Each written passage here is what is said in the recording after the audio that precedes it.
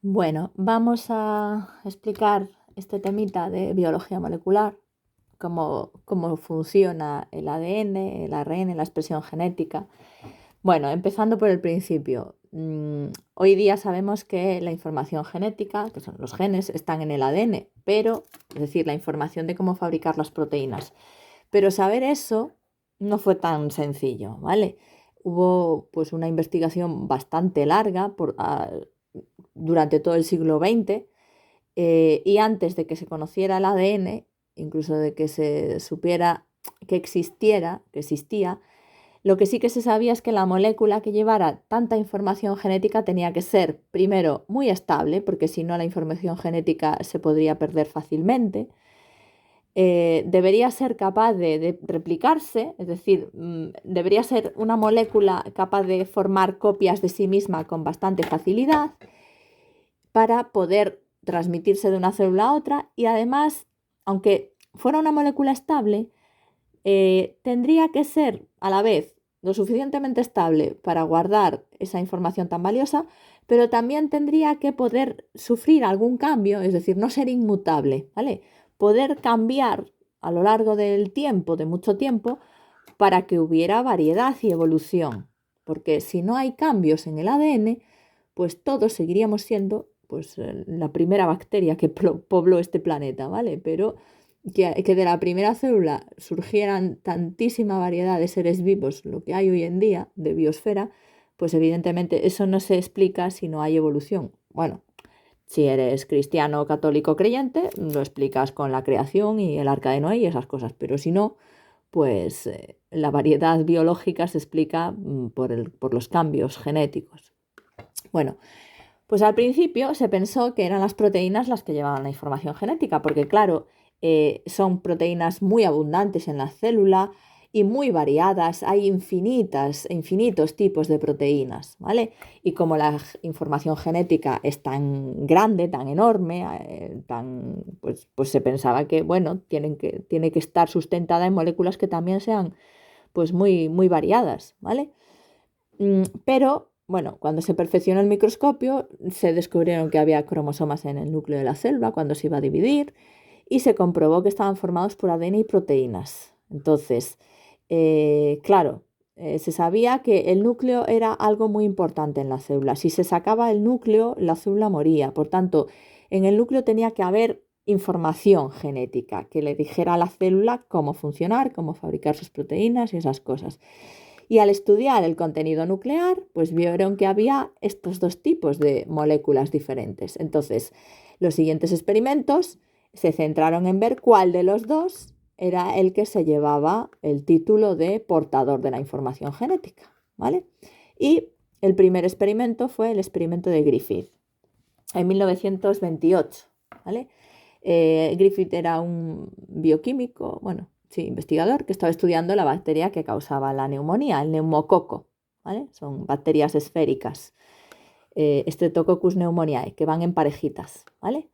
Y estaba trabajando con dos variantes, con dos cepas de la bacteria, la cepa R, Rauch, porque eran rugosas, y la cepa S, Smooth, porque eran como lisitas. La única diferencia entre estas dos es que la cepa R tenía cápsula, perdón, la cepa R no tenía cápsula y la cepa S sí. ¿Qué es la cápsula bacteriana?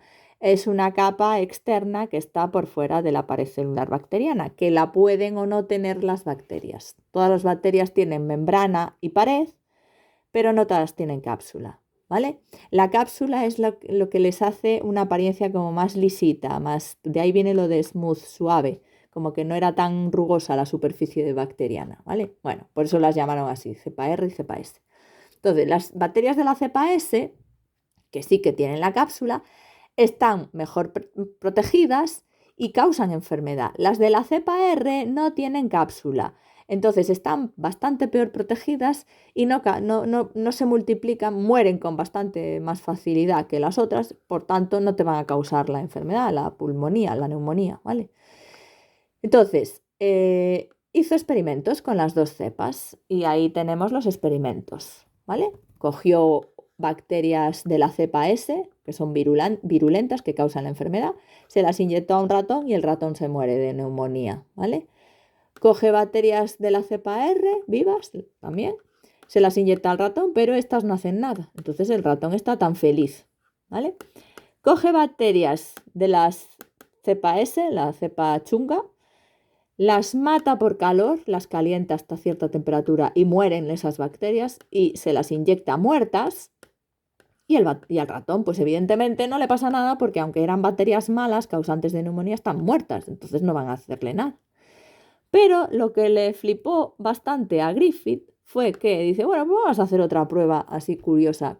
Cogió bacterias S, malas, se las cargó con calor y sus cadáveres los inyectó junto con bacterias R, de estas que no hacen nada, vivas. Y le inyectó esa mezcla. Y el ratón desarrollaba la neumonía y se moría.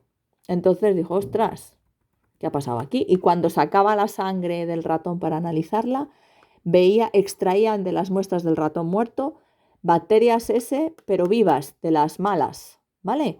Entonces, ¿cómo se explica esto? Primero, ¿cómo es posible que este ratón se muera? No se supone que estas estaban muertas, ¿eh? Y ahora aparecen aquí vivas. ¿Qué ha pasado? La resucitación, es decir, que estas bacterias muertas hayan resucitado para causarle la muerte a eso no es viable en biología, ¿vale? No. Entonces Griffith lo que dedujo es que tenía que haber algo, algo, no tenía ni idea de lo que era. Le llamó factor transformante, que pasaba de las bacterias S, que estaban muertas, pero podía pasar de las bacterias S a las bacterias R para convertir a estas, que sí que estaban vivas, en bacterias malas, ¿vale? Convirtiendo las bacterias inofensivas en bacterias patógenas.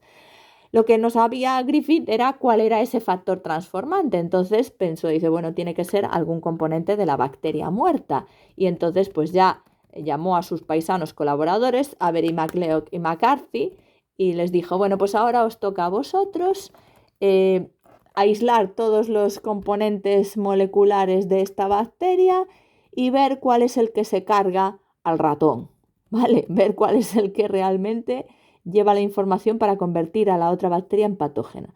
Y entonces le llevó su tiempo probar y experimentar hasta que vieron que en 1944 la capacidad transformante de las cepas S desaparecía si se les añadían enzimas que destruían su ADN.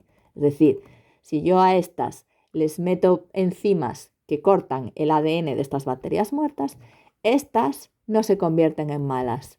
Por tanto, el factor transformante era el ADN, es el que lleva la información, ¿vale? Este fue un experimento importante para deducir que es el ADN el que guarda información.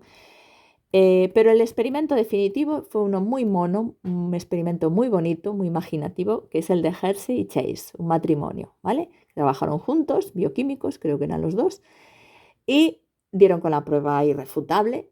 Prepararon 2 cultivos de virus que se llaman bacteriófagos, virus que infectan bacterias. Y en un cultivo, a ver, los virus, no sé si lo sabemos, pero un virus está formado por un material genético guardado dentro de una cajita de proteínas. Esa es la estructura básica de un virus, ¿vale? Entonces, estos 2 investigadores prepararon 2 cultivos de virus distintos. Los bacteriófagos son este tipo de virus. Tengo aquí el experimento, ¿vale? De hecho, lo voy a explicar aquí.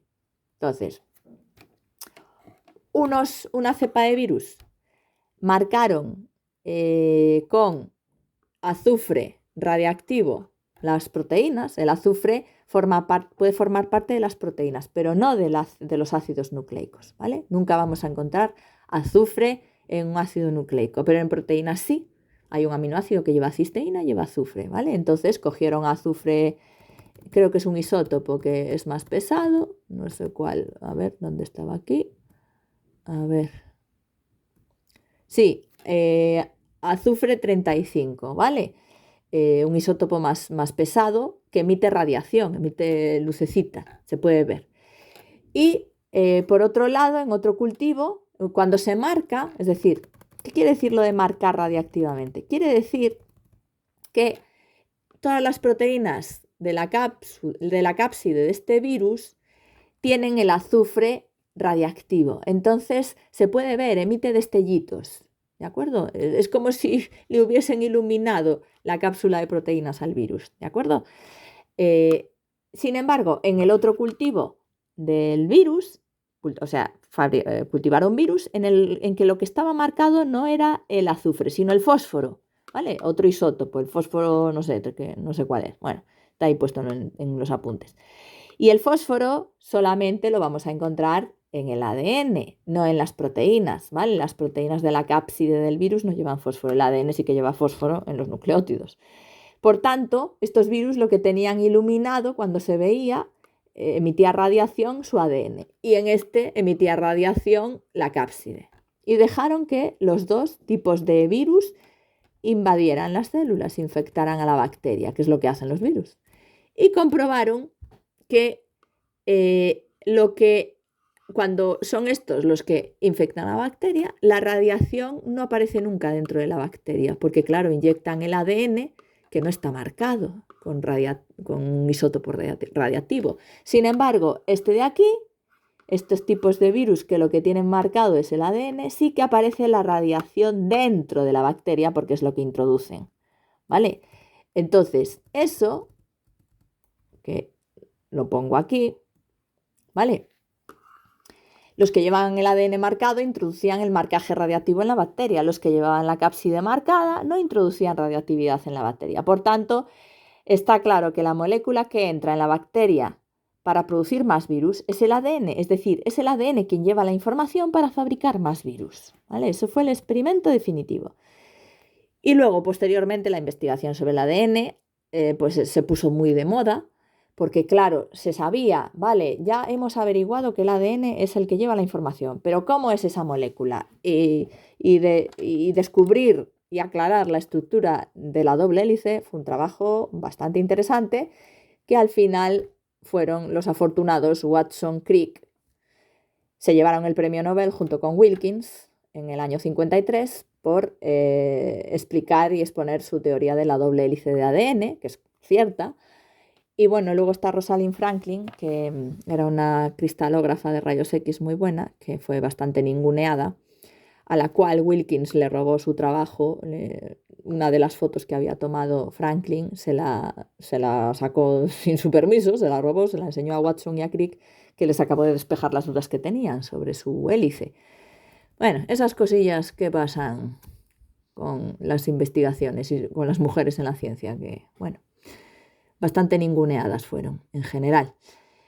Bueno, pues se descubrió esa doble hélice, ¿vale? Bien, replicación del ADN. La replicación o duplicación es lo mismo. Consiste en fabricar una cadena idéntica de ADN a partir de otra hélice que ya existía, ¿vale? Hay que fabricar una doble cadena, el ADN es bicatenario, doble hélice, y hay que fabricarle una fotocopia. Y es imprescindible para que se transmita la información que lleva pues, una célula. Cuando se va a dividir y va a originar dos células, cada célula tiene que tener su copia de ADN, ¿vale? Si no, no sobreviven. Características de la replicación. Bien, se propusieron 3 teorías para explicar cómo se replica el ADN: la conservativa, la dispersiva y la semiconservativa. Entonces, que las tengo aquí en dibujito, que se entienden muy bien. A ver, ¿dónde está? Aquí, aquí. Bien. Hipótesis conservativa. Decía que yo tengo una cadena, una hélice de ADN, y a partir de esta se fabrica otra nueva entera y queda la antigua y la nueva, ¿vale? Esa sería la conservativa. Es decir, aquí veis la nueva, está en azul clarito, la primera es en azul oscuro, pues una se queda como está y a partir de esta se fabrican 2 cadenas nuevas de nucleótidos, ¿vale? Se sintetiza otra totalmente nueva. Y luego a partir de esta, pues también se queda una original y otra nueva. Y de esta, la original esta y otra nueva. ¿De acuerdo? Es decir, que se mantiene la hebra original y a partir de esta se fabrica entera una nueva. La dispersiva es que se mantienen trozos de la original en las 2 copias y se fabrican a saltos trozos nuevos entre las 2 copias, ¿vale? En cada cadena de la doble hélice fabricada hay fragmentos de la original y fragmentos nuevos, fabricados de nuevo. Por eso aquí aparecen las hebras, parte azul oscura, que era la original, parte azul clarita, que es la nueva, la fabricada de nueva. Y luego está la semiconservativa, que dice que no es ninguna de esas dos, que lo que ocurre es que a partir de cada cadena, el ADN es bicatenario, de cada cadena original se usa como molde para fabricar una cadena nueva, ¿vale?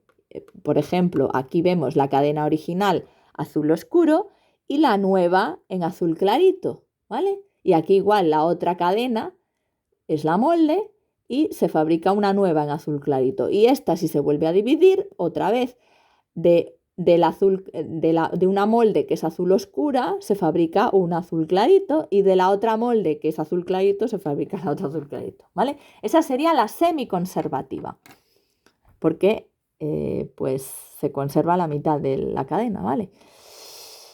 Dice que una hebra de cada doble hélice proviene de la doble cadena original y la otra se fabrica de nuevo. Y es la que propusieron Watson y Crick. Y además esta es la que se comprobó experimentalmente por Mendelssohn y Stahl, dos científicos, ¿vale?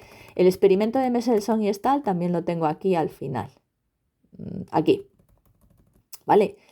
Que básicamente prepararon también es bastante interesante este experimento. Prepararon un cultivo de una bacteria, Escherichia coli, en un medio nutritivo que tenía nitrógeno pesado, otra vez, N15, un isótopo. Y entonces ese nitrógeno lo incorporaron esas bacterias a su ADN. Y el cultivo lo mantuvieron durante muchas generaciones para asegurarse que todo el ADN de esas bacterias tenía ese nitrógeno. Y por otro lado, prepararon un cultivo de bacterias cuyo ADN tenía nitrógeno normal, N14, que es el normal que hay. A continuación, extrajeron ADN de cada cultivo, lo centrifugaron por separado en dos tubos que tenían una disolución de cloruro de cesio que tiene gradiente de densidad, es decir, esa disolución no tiene la misma densidad en todo el tubo.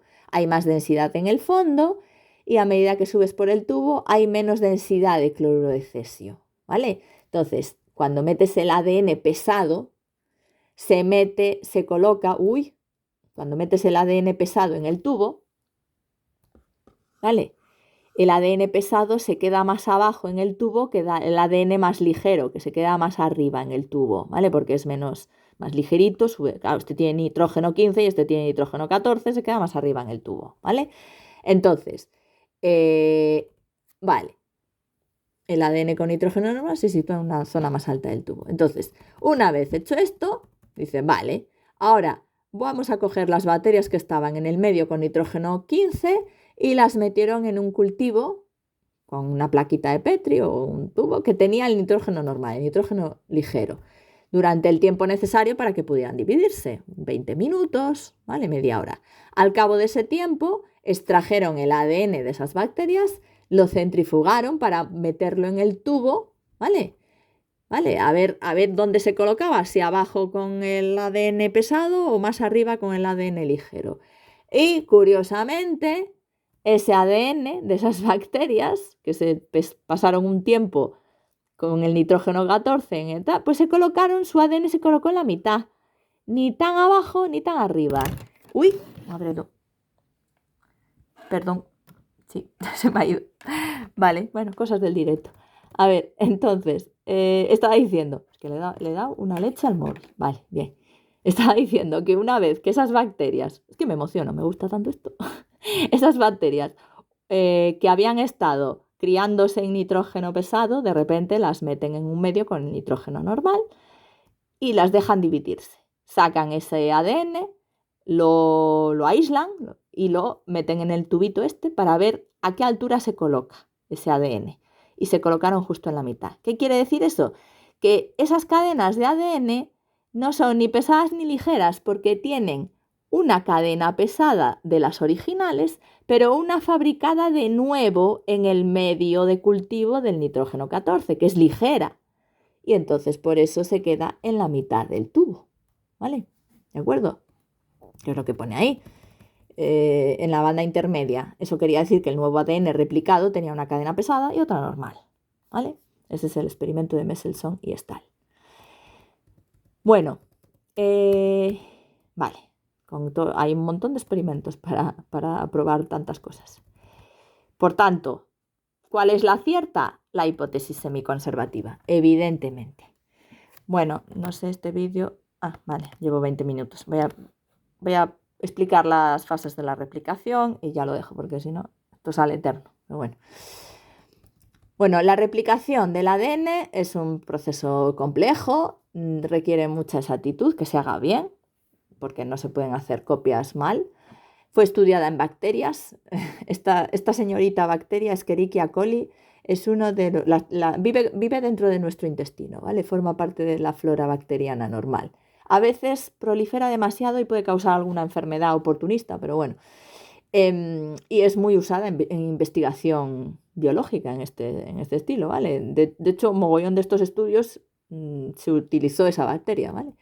Bueno, pues las etapas de la replicación son tres: inicio, elongación y terminación.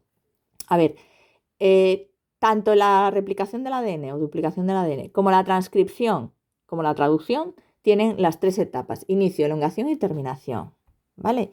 Bueno, vamos con la duplicación. Inicio. La replicación empieza en zonas específicas del ADN que tienen secuencias de nucleótidos concretas. Eso se llaman orígenes de replicación. Y primero tiene que intervenir una proteína que se llama helicasa, que lo que hace es romper los puentes de hidrógeno del ADN y abrir la hélice, separar las hebras complementarias, ¿vale? Es decir, ahí veis, la helicasa es esta proteína y lo que está haciendo es separar las dos cadenas porque están juntas por los puentes, hay que romperlos, ¿vale? Eso es lo primero que hay que hacer, separar, ¿vale? Bien, al separarlas, problema, se crean tensiones. Claro, tú pensad que esto está muy enrollado. Si abres, se crean tensiones en el resto del ADN porque se sobreenrolla por los otros extremos. Si abres en una zona media, la parte de arriba y la de abajo se sobreenrolla. Entonces se crean tensiones que pueden ser peligrosas para la hélice. ¿Qué hace? Pues intervienen las topoisomerasas que cortan la hélice, desenrollan un par de vueltas de hélice y vuelven a sellar para aflojar las tensiones, ¿vale? Eso es lo que hace la topoisomerasa, ¿de acuerdo? Cortan una hebra o las dos para aliviar la tensión, dar vueltas a la hélice y luego vuelvan a sellar, ¿vale?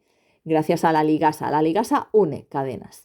Una vez que tengo separadas las cadenas, para evitar que vuelvan a unirse otra vez por los puentes de hidrógeno entre las bases, se unen unas proteínas que se llaman las proteínas de unión a la hebra simple, que son las SSB. No las he puesto aquí. Bueno, a ver. Bueno, se colocan. Creo que son estas, ¿vale? Sí, esta es la topoisomerasa, estas son las SSB, creo. Vale, entonces se unen pues para evitar que esto vuelva a cerrarse sobre sí. Claro, porque al estar, pueden volver la doble cadena puede volver a unirse, ¿vale? Bueno, pues una vez que yo tengo esto montado, empieza la elongación. Una vez separado el ADN y estabilizada la separación, entra en acción la enzima que va a encargarse de duplicar, que es la ADN polimerasa 3. Se dedica a leer la hebra molde, la cadena que tiene, y a colocar el nucleótido correspondiente para fabricar la hebra complementaria. Entonces, para trabajar la polimerasa necesita primero la hebra molde, claro, necesita leer la cadena para ir uniendo, y la va recorriendo, va leyéndola en sentido 3', 5' y va añadiendo los nucleótidos adecuados. Por tanto, solo puede sintetizar la nueva hebra en sentido 5', 3', ¿vale? Ese es su sentido de trabajo. Es decir, fijaros, yo aquí tengo el ADN original, este es, a ver, espérate, este es el extremo 5', 3', y el otro es 3', 5'. ¿De acuerdo? Entonces, esta cadena, ella trabaja, déjame ver, a ver si no me lío, ahí está. Ella está trabajando, fijaros que es esta la polimerasa. Está trabajando en sentido 5', 3'. ¿Lo entendemos? Eso lo hace del tirón, porque es su sentido de trabajo. No puede trabajar en el sentido contrario de golpe, ¿vale? Tiene que fabricar, ¿vale? Fabrica en ese sentido. 5', 3'. ¿Qué pasa? Que esta cadena, que tiene el sentido contrario, la va a hacer enterita, sin ninguna interrupción. Esta se llama la cadena adelantada o cadena conductora, ¿vale? La que se sintetiza de un tirón porque coincide con la dirección de trabajo adecuada de la polimerasa. ¿Pero qué pasa con la otra? Claro, la otra tiene el sentido 5' 3', es decir, aquí ella tendría que trabajar en sentido 3', 5', si la quisiera hacer del tirón así, pero no puede, porque ese no es su sentido de trabajo. Entonces, ¿cómo va a hacer en este caso? Pues la otra cadena la tiene que ir fabricando a trocitos, ¿vale? No entera, ¿vale? Entonces, a ver, aquí está los núcleos, bueno, lo que necesita para trabajar está eso, la hebra molde, los nucleótidos trifosfato, se necesitan todos los desoxiadenos sin trifosfato, es decir, el nucleótido de adenina con 3 fosfatos unidos, el nucleótido de guanina con 3 fosfatos unidos, el de timina y el de citosina, ¿vale? También necesita un cebador o primer, la polimerasa. ¿Qué es eso? Pues es una cadena cortita de ARN porque es que la polimerasa si no tiene un extremo 3' OH libre al que añadir nucleótidos no es capaz de trabajar. Entonces, pues hay un cebador o primer que se engancha ahí, es decir, lo tenemos aquí, este sería el cebador, trocito de ARN, que ahí es donde está el extremo 3' y ahí es a donde va enganchando la polimerasa a los siguientes nucleótidos por complementariedad, porque tiene el extremo al que enganchar, que se lo da el cebador. Es ARN el cebador, ¿vale? Vale, el cebador lo fabrica una enzima que se llama primasa. Es una ARN polimerasa normal y corriente. Bueno, las ARN polimerasas son enzimas que fabrican ARN. La ADN polimerasa, enzima que fabrica ADN, no hay más. Bueno, pues a medida que la doble hélice se separa, se forma la burbuja de replicación en la que actúa la ADN polimerasa 3. La burbuja, a ver, lo explico. La burbuja es esta. Ahí está, ¿vale? Está abierto, esto todavía está cerrado y va avanzando la burbuja. Es bidireccional y la horquilla de replicación es un extremo, este. Y aquí hay otra horquillita, ¿vale? Entonces, fijaros que aquí lo pone también. ¿Veis cómo esta es la cadena 3', 5' de la molde? Y como la polimerasa, la otra, la complementaria será 5', 3'. Entonces esta la hace entera. Esta puede ir entera haciéndola porque es su sentido de trabajo. 5', 3', ¿vale? Empieza en 5', 3'. Recordad que tiene la orientación contraria a la molde, ¿vale? Si la molde es 3', 5', ¿vale? La que está fabricando ella es 5', 3'. Su sentido. Por eso va del tirón. ¿De acuerdo? Que lo ponemos aquí. Bien. Pues esa es la burbuja. Hay una horquilla de replicación en cada extremo porque es bidireccional y avanza así. Esta es una horquilla, esta es la otra horquilla y todo es la burbuja. ¿Vale? Bueno. Bien. Y es lo que decíamos, la formación de las hebras complementarias es distinta porque la polimerasa solo trabaja bien en ese sentido. La hebra molde con sentido contrario formará una cadena complementaria con el sentido ese que le gusta a la polimerasa, por tanto esa cadena se hará del tirón, que es la hebra conductora. Por el contrario, la otra hebra con el sentido este, su complementaria tiene este sentido, que este no lo trabaja la polimerasa. Entonces no lo va a fabricar de forma continua, lo hace a trozos y esa cadena se llama cadena retardada o retrasada, suena un poco mal hoy en día con lenguaje políticamente correcto, pero bueno, yo la estudié como cadena retrasada, nadie se ofendía, ¿vale? Pues su síntesis es más lenta, ¿vale? ¿Por qué? Porque va a trozos, ¿de acuerdo? Entonces, ¿cómo se hace? Pues ahí se colocan distintos cebadores a lo largo de esa hebra molde. Y lo que hace la polimerasa es rellenar el hueco entre cebadores, ¿vale?